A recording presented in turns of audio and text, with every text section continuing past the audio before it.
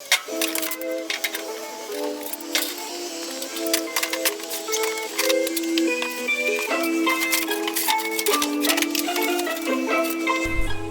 everyone.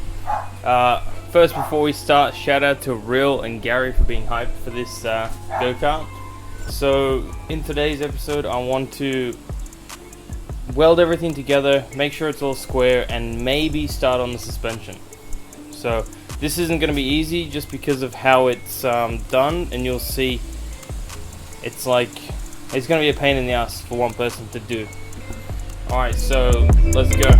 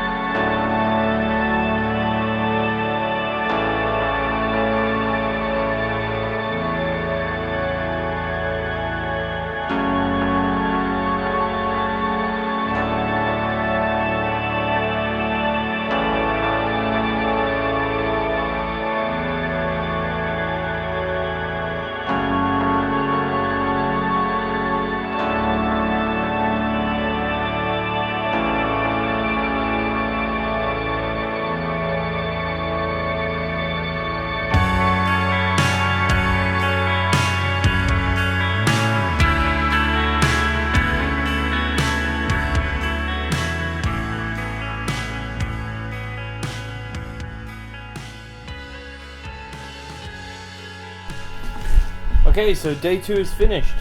I spent about 4 or 5 hours today on this, and it looks amazing. So I basically welded it all up.